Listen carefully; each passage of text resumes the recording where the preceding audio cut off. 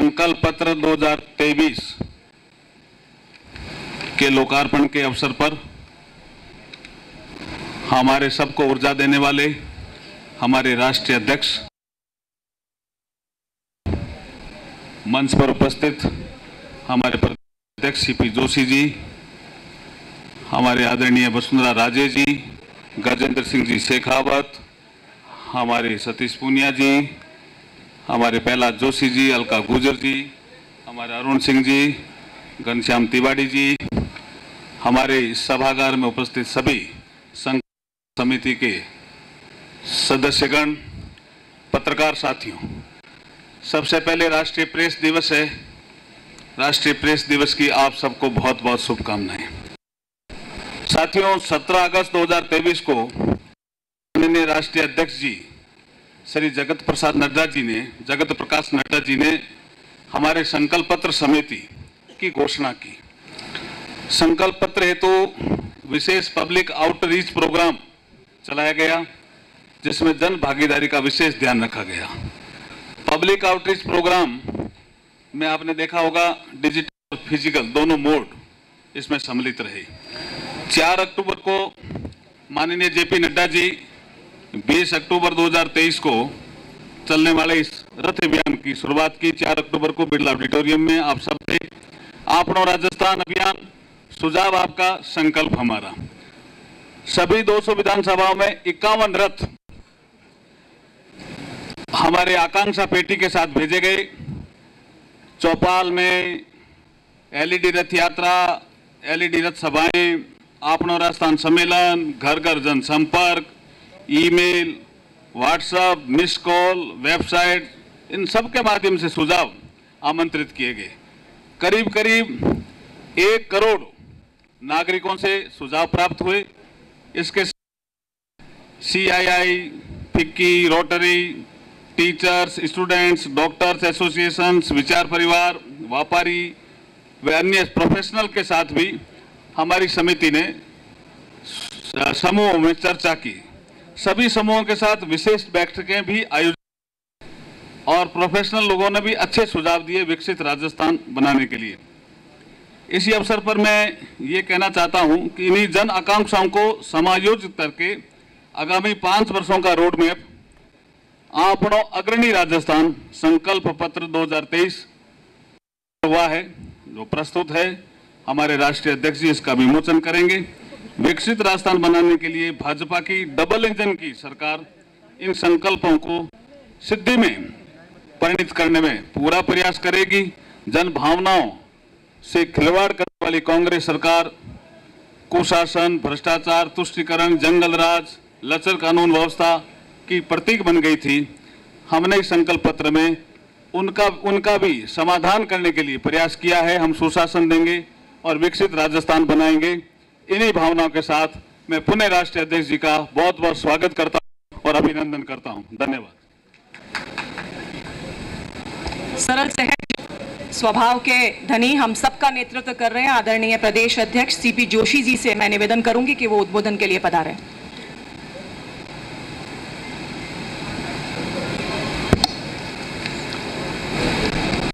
आज हम सब लोगों के बीच में उपस्थित देश भर के लाखों कार्यकर्ताओं के प्रेरणा स्रोत और हम सब के मार्गदर्शक भारतीय जनता पार्टी के यशस्वी राष्ट्रीय अध्यक्ष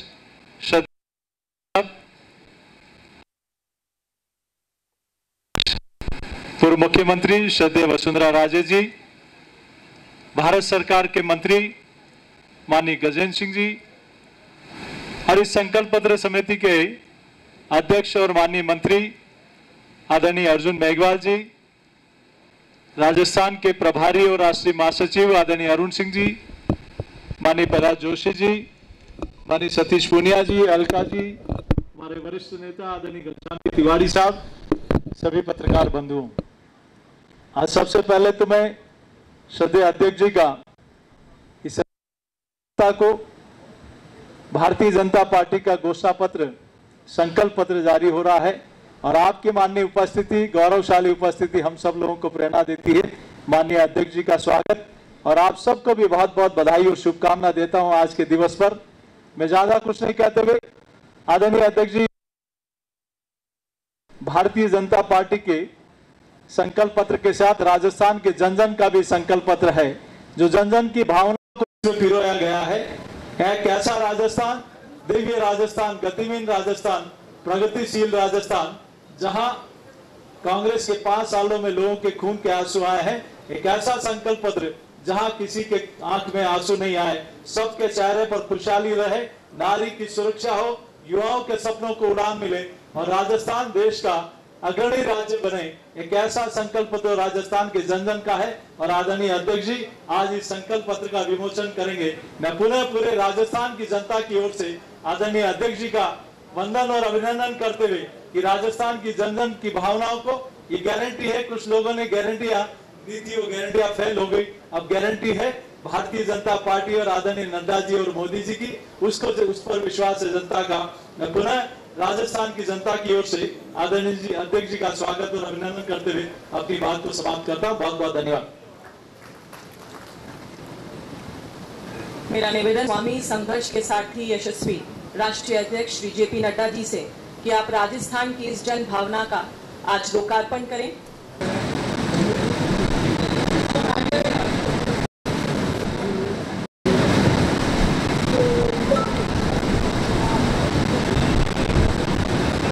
आप सभी का बहुत बहुत धन्यवाद।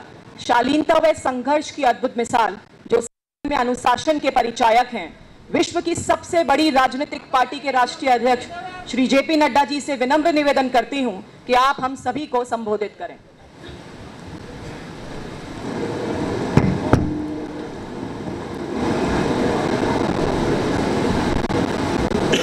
आज के इस भारतीय जनता पार्टी के लोकार्पण के अवसर पर मंच पर हमारे प्रदेश के अध्यक्ष श्री सीपी जोशी जी, हमारे वरिष्ठ नेत्री जिन्होंने राज्य बार नेतृत्व किया, श्रीमती वसुंधरा राजे जी, प्रहलाद जोशी जी, हमारे प्रभारी अरुण सिंह जी, सरकार में भारत सरकार में मंत्री जितेंद्र सिंह जी, अर्जुन राम मेघवाल जी, सतीश पुनिया जी, अलका गुर्जर जी, सम्मानित मंच और मेरे मीडिया के सभी वरिष्ठ पत्रकार बंधु। आज नेशनल प्रेस डे है।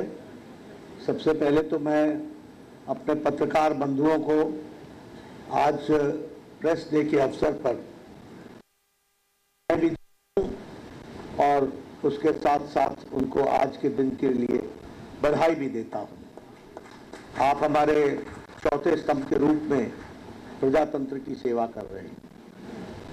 मित्रों, ये संकल्प पत्र के बारे में कुछ भूमिका आपके सामने अभी अभी अर्जुन राम मेघवाल जी ने रखी और थोड़ी सी भूमिका हमारे प्रदेश के अध्यक्ष जी ने रखी। मैं यहाँ आपको एक बात जरूर बताना चाहता हूँ कि अन्य पार्टियों के लिए मैनिफेस्टो, विजन डॉक्यूमेंट, संकल्प पत्र ये महज एक औपचारिकता है, पर भारतीय जनता पार्टी के लिए यह विकास का रोड मैप है और इसलिए इस संकल्प पत्र मात्र कुछ पन्नों पर लिखा हुआ शब्द नहीं है, वो हमारे लिए जिसको कहा जाए वैसे वाक्य है जिसको हम पूरा करने के लिए कटिबद्ध हैं। और मैं कहने के लिए नहीं कह रहा हूं, हमारा इतिहास इस बात का साक्षी है कि जो हम लोगों ने कहा वो करके दिया, जो नहीं कहा था वो भी करके दिया। इसलिए ये घोष वाक्य जो हमारा संकल्प पत्र का है, उस घोष वाक्य को हम पूरा करने का ये समर्पित है। और इसीलिए आपने देखा होगा कि इस पे ड्यू डिलिजेंस हुई। अभी आपके सामने डिटेल में अर्जुन राम जी ने बताया कि कितने सजेशंस आए और कैसे ये कार्यक्रम हुआ है। दूसरी बात मैं कहना चाहूंगा कि इस अवसर का उपयोग करते हुए what is the difference between BJP and Congress party, इसको भी मैं यहां स्पष्ट करना चाहता हूं। और जब मैं कांग्रेस पार्टी की बात करता हूं तो मैं यहां यह भी कहना चाहूंगा कि कांग्रेस पार्टी 5 बातों के लिए 5 साल में जानी गई। पहला, भ्रष्टाचार, और भ्रष्टाचार में नंबर 1। दूसरा, बहन बेटियों और माताओं का अपमान, नारी सम्मान के साथ खिलवाड़, और महिलाओं के क्राइम में नंबर 1, किसानों का तिरस्कार। डिटेल में मैं बाद में, this is the only state जहां बिजली का दर सबसे महंगा और पेट्रोल और डीजल पर वैट सबसे ज्यादा। अगर मैं बात करूं युवाओं की, पेपर लीक्स यहां हुए और जहां गरीब और पिछड़ों की हुआ है। इसलिए 5 बातों के लिए जाना जाता है: भ्रष्टाचार, बहनों बेटियों का तिरस्कार, किसानों का तिरस्कार, युवाओं के भविष्यों से खिलवाड़ और गरीब लोगों के साथ अत्याचार। अगर मैं घोटालों की बात करूं, भ्रष्टाचार की बात करूं, तो इन्होंने वृद्धा पेंशन योजना में भी घोटाला करने से पीछे नहीं हुए और 450 करोड़ रुपए का उसमें भी घोटाला किया। मैं एक ही वाक्य में आपको बताना चाहता हूं। मुख्यमंत्री अशोक गहलोत के परिवार का 11,000 करोड़ रुपीस का कॉन्ट्रैक्ट रिसीव हुआ है फैमिली से। यह बताता है कि कांग्रेस किस तरीके से परिवारवाद, वंशवाद, भ्रष्टाचार इनको बढ़ाती है, और अशोक गहलोत उसका एक सैंपल है। जल जीवन स्कैम, जल जीवन जेब भरो स्कैम बन गया और लगभग 20,000 करोड़ रुपए का उसमें घोटाला हुआ। अगर मैं बहन बेटियों की बात करूं तो 10,92,000, nearly 11 lakh cases have been registered against women in last 5 years, 5 सालों में। एनसीआरबी के रिकॉर्ड में राजस्थान रेप में नंबर 1 पर है और national crime bureau record bureau इस बात को पुष्टि करता है। उसी तरीके से लास्ट फ्यू मंथ्स में, यानी 2-3 महीने में 118 माइनर रेप केसेस हुए।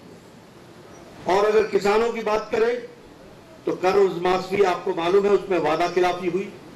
लगभग 19,400 किसानों की भूमि को कुर्क किया गया है। फर्टिलाइजर स्कैम, उसमें अशोक गहलोत जी के ब्रदर ने, भाई ने सब्सिडाइज फर्टिलाइजर को एक्सपोर्ट किया। ये नए तरीके, नए आयाम के भ्रष्टाचार हमको देखने को मिल रहे हैं। उसी तरीके से पेपर लीक्स में REET रीट का पेपर लीक ये जग जाहिर है, और लगभग हर साल 3 paper leak, average on an average 3 paper leak Rajasthan ने पिछले 5 वर्षों में विटनेस किया है। गरीबों की बात करें तो दलितों पर, हमारे अनुसूचित जाति भाइयों पर और अनुसूचित जनजाति भाइयों पर 8,000 केसेस रजिस्टर हुए हैं। और उसी तरीके से यहां पर असहिष्णुता, स्यूडो सेकुलरिज्म के नाम पर कुछ लोगों के पूज्य स्थान पर बुलडोजर चलाना और कुछ लोगों को सर तन से जुदा होने के लिए नारे और रैली करने के साथ साथ उसको बढ़ावा देना, यह भी हम लोगों ने राजस्थान की धरती पर देखा। जो राजस्थान शांत प्रिय राजस्थान जाना जाता था, जो राजस्थान सद्भाव के लिए जाना जाता था, आज वहां ऐसी आवाजें उठ रही हैं। मैं यहां पर आपको यह भी बताना चाहता हूं कि भारतीय जनता पार्टी ने कोशिश की, राष्ट्रीय भारत की सरकार के द्वारा, कि राजस्थान को जितना संभव हो सके उतना हम उसको मुख्य धारा में शामिल करें। और इसलिए चाहे वो महिलाओं को सम्मान देने के लिए इज्जत घर का सवाल हो, यानी शौचालय बनाने का सवाल हो, चाहे उज्ज्वला योजना हो, चाहे नारी शक्ति वंदन विधेयक हो, और चाहे उजाला योजना हो, ये सभी महिलाओं को ताकत देने का काम कर रही हैं और भारतीय जनता पार्टी ने इसमें आगे अपने आप को बढ़ाया है। उसी तरीके से अगर किसानों की बात करें, प्रधानमंत्री फसल बीमा योजना, प्रधानमंत्री किसान सम्मान निधि, neem coated urea, soil health card, each drop more crop, ये सारी योजनाओं के तहत किसानों को आगे बढ़ाने का काम किया है। और अगर हम युवाओं की बात करें तो हम ये गौरव के साथ कह सकते हैं कि पिछले 7 महीनों में 6 लाख सरकारी नौकरी भारत सरकार ने उनके हाथ में अपॉइंटमेंट लेटर दी है, ये भी हमको ध्यान में रखना चाहिए। अगर मैं गरीबी की बात करूं तो प्रधानमंत्री गरीब कल्याण अन्न योजना, 80 crore people are getting 5 kilo rice और 5 किलो व्हीट और 1 किलो पल्स। और आज भारत की गरीबी, मैं नहीं कह रहा हूं, इंटरनेशनल मॉनेटरी फंड कहता है, IMF कहता है कि भारत की गरीबी बीपीएल से, बिलो पॉवर्टी लाइन से ऊपर उठने वालों की संख्या 13.5 करोड़ है। और IMF ही कहता है कि अति गरीबी भारत में now it is less than 1%। तो प्रधानमंत्री गरीब कल्याण अन्न योजना का बहुत बड़ा उसमें योगदान है। और SC/ST अमेंडमेंट एक्ट को ला करके हमारे अनुसूचित जाति और अनुसूचित जनजाति भाइयों को भी मुख्य धारा में लाने का प्रयास किया है। मैं ये भी आपको बताना चाहूंगा कि कांग्रेस पार्टी के टाइम में पिछले 5 सालों में गहलोत सरकार ने जो भारतीय जनता पार्टी के द्वारा किए गए कार्य थे उनको रुकावटें तो पहुंचाने का प्रयास किया ही, लेकिन उन सब के बावजूद आज भारत बढ़ करके आगे आया है और राजस्थान को भी भारत सरकार ने भरपूर मदद देने में कोई कमी नहीं छोड़ी है। यह भी मैं आपके सामने बताना चाहता हूं। और जब मैं इस पर बताना चाहता हूं तो आपको बताऊंगा कि सिर्फ राजस्थान में 44,000 crore rupees have been spent on Bharat Mala project and 2,400 kilometre के रोड का कंस्ट्रक्शन हो रहा है। लास्ट 5 इयर्स में प्रधानमंत्री ग्रामीण सड़क योजना में रूरल रोड्स में 11,000 किलोमीटर रूरल रोड बनाई गई है। उसी तरीके से प्रधानमंत्री जी ने उद्घाटन किया दिल्ली दौसा लालसोट सेक्शन का, जो दिल्ली मुंबई एक्सप्रेस वे का पार्ट है और उसमें 12,000 करोड़ रुपए खर्च हुए। यानी इंफ्रास्ट्रक्चर के लिए जो भारत सरकार कर सकती है उसको करने में कोई कमी नहीं छोड़ी है। उसी तरीके से रेलवे में 14 टाइम्स बजट राजस्थान का बढ़ गया है और उसी तरीके से 75% of the railway routes in Rajasthan is now electrified. तो जो भारत सरकार की तरफ से हो सकता था वो पूरा करने का प्रयास हुआ है।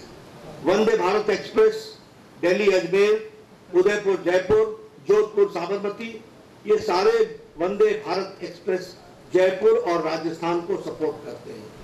उसी तरीके से कोटा में 6,000 करोड़ रुपीस का ग्रीन एयरपोर्ट, ग्रीनफील्ड एयरपोर्ट बनने की तैयारी है और उसका सैंक्शन हो गया है। बीकानेर, जैसलमेर और किशनगढ़ एयरपोर्ट्स को ऑपरेशनल कर दिया गया है और जयपुर, अजमेर, कोटा और उदयपुर ये स्मार्ट सिटी के रूप में डेवलप किए जा रहे हैं। उसी तरीके से 9,000 करोड़ है वो पंचायती राज इंस्टीट्यूशंस को आगे बढ़ाने के लिए किया गया है। एक बात मैं और बोलना चाहूंगा, क्योंकि बतौर प्रधानमंत्री जी के आशीर्वाद से जब मैं स्वास्थ्य मंत्री रहा और उसके बाद मेरे स्वास्थ्य मंत्रियों ने राजस्थान को पिछले 9 सालों में 23 मेडिकल कॉलेजेस दिए हैं, जिसमें से 11 मेडिकल कॉलेजेस आर ऑपरेशनल, वो कमीशन हो गए हैं। ये भी हमको ध्यान में रखना चाहिए।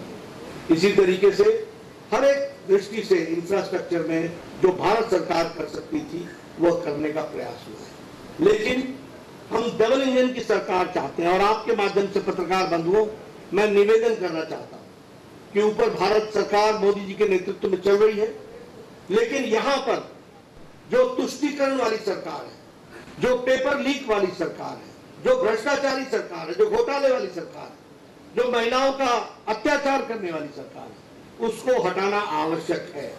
और वो इसलिए ताकि जनता को सीधे लाभ हो।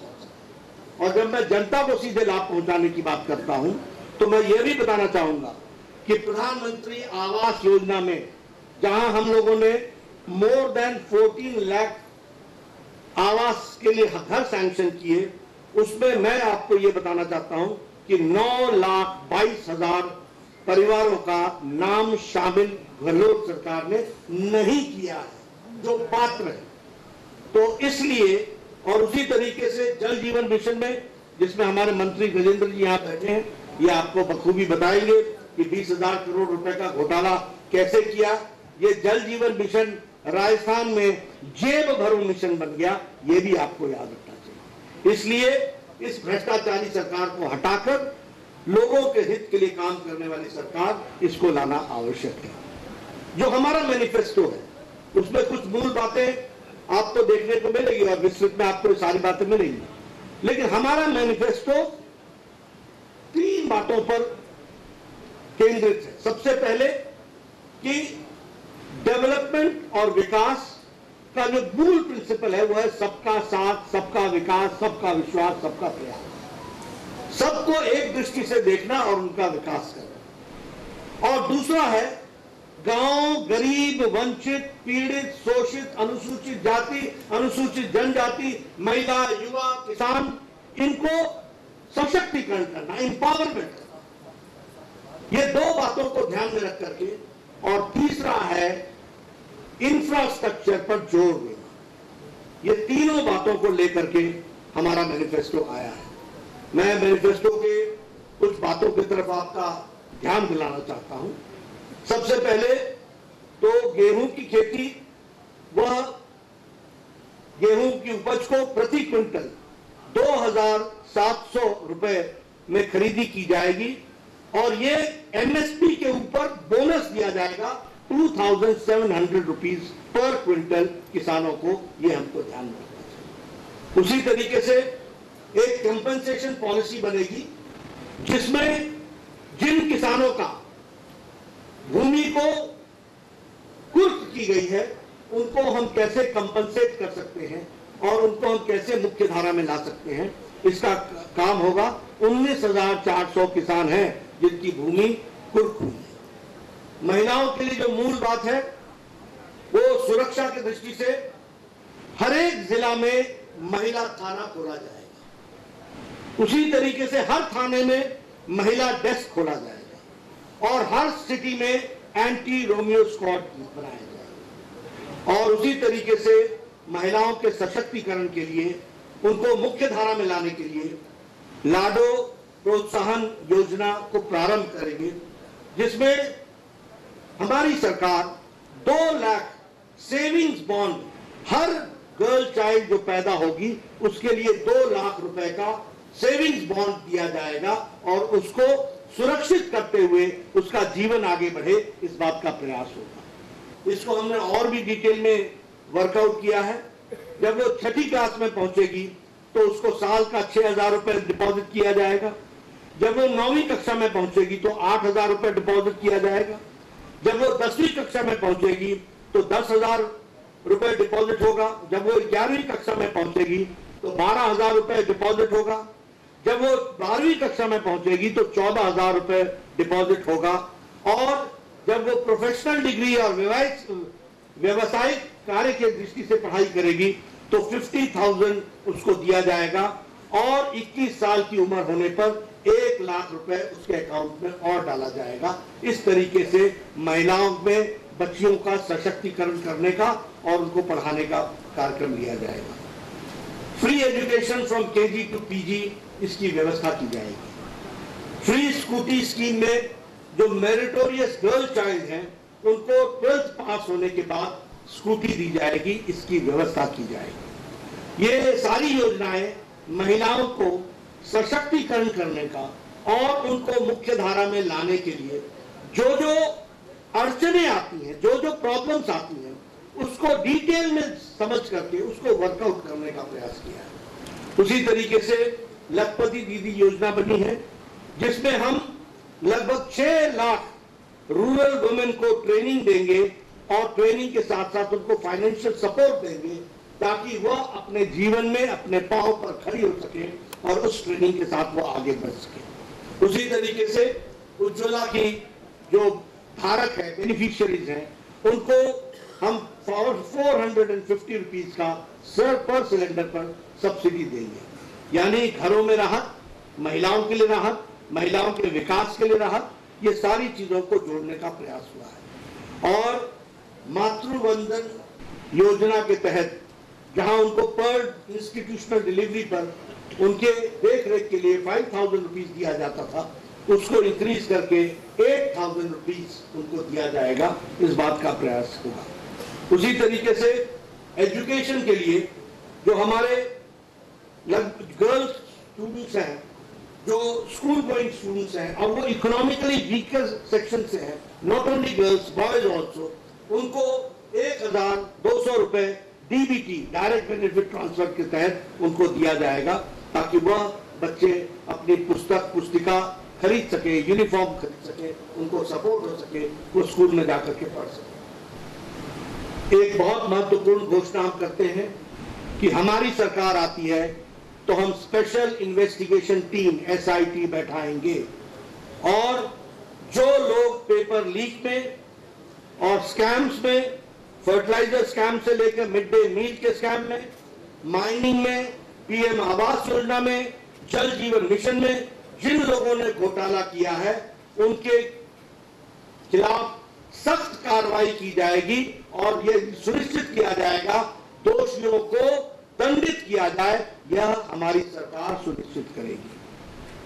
टूरिज्म की दृष्टि से हम एक कॉर्पस फंड 2000 करोड़ रुपए का बनाएंगे और उसमें हम टूरिज्म को कैसे बढ़ावा दिया जा सकता है, राइट फ्रॉम टूरिस्ट फैसिलिटीज से लेकर के टूरिज्म से जुड़े हुए लोगों की स्किल ट्रेनिंग से लेकर के टूरिज्म के स्कोप को बढ़ाते हुए डायरेक्ट और इनडायरेक्ट हमारी एम्प्लॉयमेंट 5 लाख यूथ को मिल सके थ्रू टूरिज्म, इस बात को भी हम प्रयास करेंगे। और इसी के साथ साथ एम्स की तर्ज पर, all India institute of medical sciences के तर्ज पर और इंडियन इंस्टीट्यूट ऑफ टेक्नोलॉजी के तर्ज पर हर डिवीजन में एक Rajasthan institute of technology and Rajasthan institute of medical sciences, ये हर डिवीजन में खोला जाएगा। और इसके साथ साथ हम 2.5 लाख गवर्नमेंट जॉब्स यूथ के लिए इस स्टेट में 5 साल में मुहैया कराएंगे, गवर्नमेंट जॉब्स करेंगे। ये बात भी हम आपको बताना चाहते हैं। जहां तक गरीब कल्याण का सवाल है, अगले 5 साल तक प्रधानमंत्री गरीब कल्याण अन्न योजना जारी रहेगी और इसी के साथ साथ भामाशाह हेल्थ इंफ्रास्ट्रक्चर मिशन के तहत 40,000 करोड़ रुपीस हम अगले 5 साल में इंफ्रास्ट्रक्चर पर खर्च करने वाले हैं। यहाँ के हेल्थ सिस्टम का हार्डवेयर ठीक हो, इसके लिए खर्च करने वाले हैं। और इसके साथ साथ हम डॉक्टर्स और पैरामेडिक्स को 15,000 डॉक्टर्स की अपॉइंटमेंट और 20,000 पैरामेडिक्स की अपॉइंटमेंट, इसकी भी हम व्यवस्था करेंगे। इसके साथ साथ जैसा टूरिज्म का स्कोप है, इसके लिए कल्चर एंड टूरिज्म को हम बढ़ावा देने के लिए हम रीजनल हेरिटेज सेंटर्स, इसको हम डेवलप करेंगे और इसमें 800 crore rupees will be spent. और इसमें हम local culture, local folk dance, folk song, local literature, local cuisine, local dresses, यहां से लेकर के उनके कल्चर में जो जो महत्वपूर्ण चीजें हैं उसको दुनिया के सामने लाने का प्रयास होगा। और इसके लिए 800 करोड़ रुपीस खर्च होगा। और ये शेखावाटी में, धुंधार में, ब्रज में, हरोटी में, मेवाड़, मारवाड़, अजमेर, बीकानेर, इन सब जगह यहाँ के कल्चर को प्रमोट करने के लिए ये प्रयास होगा। इसी के साथ साथ हम मानगढ़ धाम को, इसको हम डेवलप करेंगे और मानगढ़ धाम को डेवलप करने के साथ साथ एक डेस्टिनेशन के रूप में जो ये एक सिंबल बनेगा कि हमारे आदिवासी भाइयों ने इस देश के लिए अपनी कुर्बानी कैसे दी है, इसको भी हम वहां बहुत अच्छे से बखूबी डिपिक्ट करेंगे। और हमारा गौरव में जो अनुसूचित जाति के द्वारा ट्राइबल कल्चर है, और वो ट्राइबल कल्चर ने मेन स्ट्रीम में भारत की भूमि के लिए, रक्षा के लिए क्या क्या किया और उनका सांस्कृतिक योगदान क्या है, इसको भी हम सामने रखने वाले हैं। इस तरीके से जैसा मैंने कहा कि लॉ एंड ऑर्डर की तरफ विशेष ध्यान, इंफ्रास्ट्रक्चर पर विशेष ध्यान, भारत सरकार की स्कीम्स पूरी की पूरी यहाँ पर लेटर और स्पिरिट में लागू हो, महिलाओं के सशक्तिकरण के लिए इंडिविजुअल महिलाओं को कैसे ग्रो किया जा सकता है, उनको कैसे सशक्तिकरण किया जा सकता है, उसकी चिंता, किसान को मेन स्ट्रीम में कैसे लाया जा सकता है उसकी चिंता, और इसके साथ साथ युवाओं को रोजगार के साथ कैसे जोड़ा जा सकता है, इस बात को हम लोगों ने प्रतिलक्षित करने का प्रयास किया है। मुझे आप लोगों के माध्यम से राजस्थान की जनता से एक निवेदन करना है, और वो निवेदन ये है कि 5 साल का बहुमूल्य समय बहुत गुजर गया, बहुत पानी बह गया, विकास के बहुत से आयामों से राजस्थान की जनता वंचित रह गई और मानवता कराहता रहा है, मानवता मुसीबत में रही है। ऐसे समय में आज भारतीय जनता पार्टी, मजबूत सरकार और इस तरीके से देश को आगे बढ़ाने में जो राजस्थान का योगदान होना चाहिए, उस योगदान को लाने का एक संकल्प है, और इस संकल्प के लिए आप भारतीय जनता पार्टी कमल के निशान को आशीर्वाद आपके माध्यम से मिले, यही मेरा निवेदन है, यही मैं कहना चाहता हूँ। धन्यवाद। मैं राष्ट्रीय अध्यक्ष और प्रदेश नेतृत्व से निवेदन करूंगी कि प्रमुख संकल्पों के प्लैक कार्ड का अनावरण करें। हमारे सांसद महोदय भी हमारे बीच में हैं, वो भी पधारें और प्लैक कार्ड अनावरण में पधारें।